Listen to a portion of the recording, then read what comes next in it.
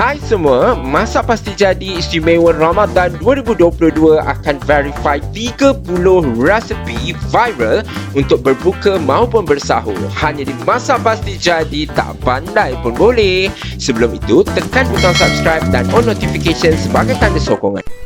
Okey, Ramadan pertama kita akan verify resepi kuih cara manis daripada Cik Nom. Kalau you guys tengok, setakat ni ada 389,000 views untuk resepi ni. Jomlah kita try tengok apa rasa resepi kuih cara manis Cik Nom ni. Okey, mula-mula korang kena sediakan jus pandan. Jus pandan ni korang boleh buat menggunakan 6 hingga 7 helai daun pandan dikisar bersama 1,5 cawan air.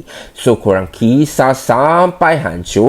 Lepas tu korang tapis untuk mendapatkan jus pandan tu. Untuk resepi ni kita hanya menggunakan 1 suku cawan jus pandan. So that's why kita blend pandan dengan 1,5 supaya ada lebih sikit jus tu. Jadi korang pastikan korang ramas-ramas juga sedak daun pandan tu supaya jusnya keluar habis dan mencukupi untuk kita pakai dalam resepi ni.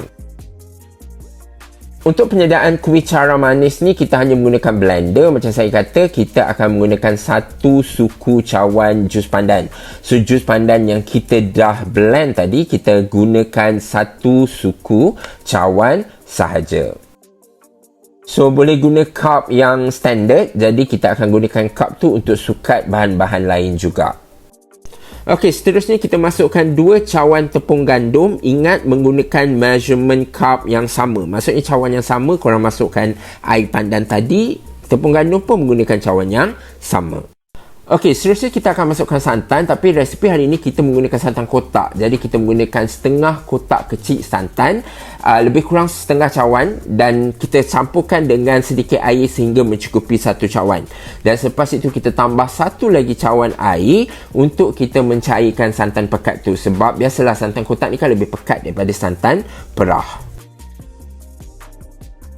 Seterusnya kita pecahkan 2 biji telur. Tak kisah telur grade apa, tapi untuk resepi hari ini aku pakai medium size. Seterusnya korang masukkan 1 sudu kecil garam. Garam ni sangat penting ya untuk melemakkan kuih kita. Dan akhir sekali korang boleh tambah sedikit pewarna hijau bagi menaikkan seri warna kuih cara manis kita. So sekarang korang dah boleh blend semua bahan tadi sampai dia sebati. Okey, salah satu tips Cik Nom untuk buat kuih cara manis ni adalah pastikan waktu kita nak masukkan bahan tadi, kita masukkan air dahulu. Sebab tu kita masukkan air pandan terlebih dahulu sebelum tepung. Sebab apa? Sebab kalau kita masukkan tepung terlebih dahulu, baru kita masukkan air dan santan, blender tu agak susah untuk bergerak dan tepung ada potensi untuk melekat di bahagian bawah blender. Tapi kalau korang tengok ada tepung-tepung yang melekat di bahagian tepi blender tu, korang boleh ambil sudip ke sudu ke dan korang kais-kais supaya dia jatuh dan bila kita blend dia akan sebati dengan bahan-bahan lain.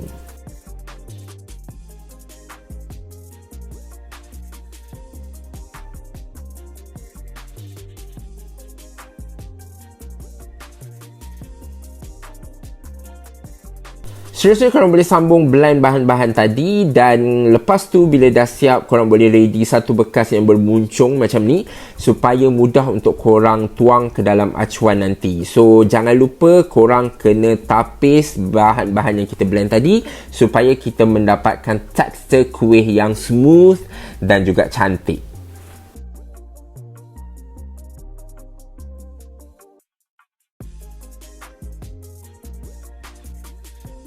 Okey, the fun part adalah untuk tuang bahan-bahan yang kita blend tadi ke dalam acuan. So, make sure korang ready acuan kuih cara korang. Yang aku pakai hari ini adalah acuan kuih cara tradisional. Tapi sebelum korang tuang bahan-bahan yang korang blend, korang mesti pastikan bahawa acuan korang diletakkan dengan sedikit minyak. Tak kisahlah menggunakan berus ke daun pandan ke. Yang pasti kena semua tempat dalam acuan korang supaya kuih kita tidak melekat. Okey, satu tips aku nak bagi sebab kali pertama yang kedua yang aku buat totally fail, iaitu korang kena tunggu sekejap lepas korang letak minyak baru korang letakkan bancuhan ke dalam acuan. Sebab apa? Sebab kadang-kadang bila minyak tu masih banyak dan terlebih-lebih, dia akan mencacatkan sedikit rupa kuih kita. Jadi korang tunggu sekejap barulah korang letakkan bancuhan ke dalam acuan. Lagi satu tips Cik Nom, kena pastikan betul-betul acuan panas supaya kita punya kuih dapat bentuk yang cantik. Kalau acuan kita tak panas, kuih kita tak cantik. Okay, another tips from Cik Nom, korang tak boleh letak gula terlalu awal tau. Korang kena tengok sekeliling kuih tu dah mula mengering, dah bertukar warna, barulah korang boleh letak gula. So contohnya macam sekarang, kalau korang tengok tepi-tepi dia dah mula bertukar warna, so kita dah boleh letakkan gula. Okey, dalam resepi Cik Nom menggunakan gula caster. So untuk resepi hari ni aku juga menggunakan gula caster. So aku nak pesan dekat korang, jangan letak gula terlalu sikit. Sebab apa? Sebab tepung tu tak ada rasa. So kalau korang letak gula terlalu sikit, akan rasa tak sedap sebab rasa tawar. Jadi korang tak ada masalah untuk lebihkan gula dekat dalam kita punya kuih.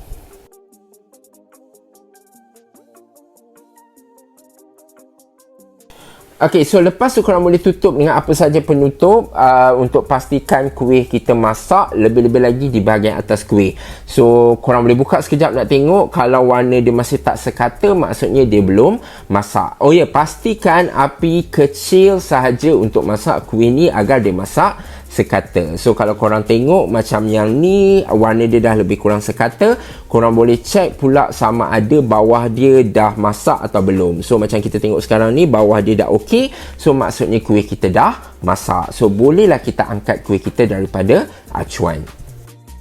Memang senang untuk buat kuih cara manis ni. Oh, aku terlupa nak bagi tahu kenapa aku letak jaring, sebab acuan tu tidak terlalu stabil kalau kita tak menggunakan jaring, jadi dia macam bergerak-gerak. Jadi aku ikut tips Cik Nom, kita letakkan jaring bagi menstabilkan acuan tersebut. Jadi bulan Ramadan 2022 ni korang dah tak perlu bersesak-sesak dekat bazar Ramadan untuk beli kuih cara manis, sebab korang dah boleh buat sendiri kuih ni.